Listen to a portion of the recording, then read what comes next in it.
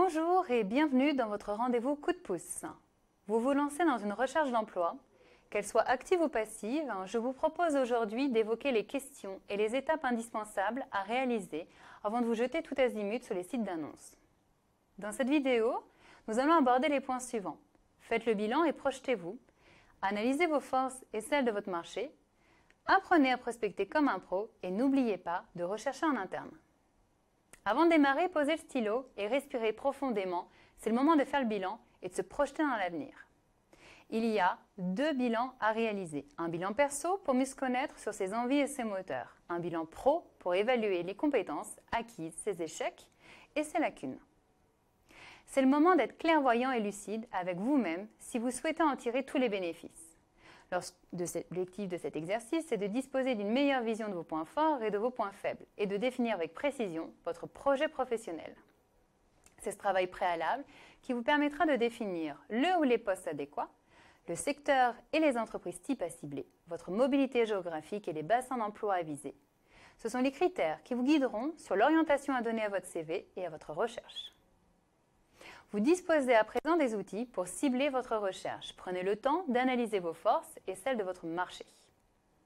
Il n'y a pas un, mais des marchés de l'emploi. En définissant le poste, le secteur et la localisation, vous définissez votre propre marché de l'emploi qu'il convient à présent d'analyser. Demandez-vous alors, comment est mon bassin d'emploi? Sinistré, stable ou en plein essor? Suis-je en situation de rareté? Qui sont mes concurrents? Comment je me situe par rapport à eux? Quels sont mes atouts? Toutes ces questions vous orienteront sur votre rapport de force avec les recruteurs et sur votre taux de transformation. Combien de CV envoyés pour décrocher un entretien? Combien d'entretiens pour décrocher un poste? L'objectif de cette démarche est de ne pas vous décourager si la demande est faible et l'offre forte. Générique ou de niche, il existe une multitude d'outils plus ou moins gratuits pour rechercher. L'offre est large, site de recrutement, cabinet, APEC, mais demandez-vous lequel est adapté à votre besoin. Prenez le temps d'analyser. Y a-t-il beaucoup d'annonces en ce moment? Où sont-elles publiées? Sites de grande diffusion ou spécialisés? D'ailleurs, sont-elles publiées ou uniquement accessibles via le réseau?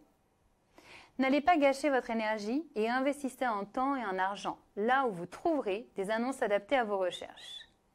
Étape essentielle, ne lésinez pas sur le suivi. Par semaine, indiquez soigneusement le nombre de CV envoyés, le nombre d'entretiens d'embauche décrochés et le nombre de propositions fermes obtenues. Les seuls critères qui comptent sont les 2 derniers, pas le nombre de refus. Enfin, une règle d'or. Ne négligez pas la mobilité interne et ses avantages, car c'est une formule économique en ressources, énergie, temps et argent, et moins risquée, parfois plus ouverte aux transitions professionnelles et aux souhaits de changement de métier. L'avantage premier est que l'on vous connaît, on sait comment vous travaillez, vos points forts et faibles et les potentiels inexploités.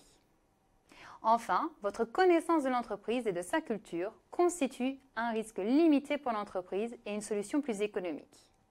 Par ailleurs, la mobilité constitue un véritable outil de motivation et de fidélisation. Attention, il requiert également préparation et professionnalisme car il demeure un entretien de recrutement. En résumé, prenez le temps de clarifier vos attentes et votre recherche. C'est un investissement payant à très court terme, car votre recherche n'en sera que plus efficace. Je vous remercie pour votre attention.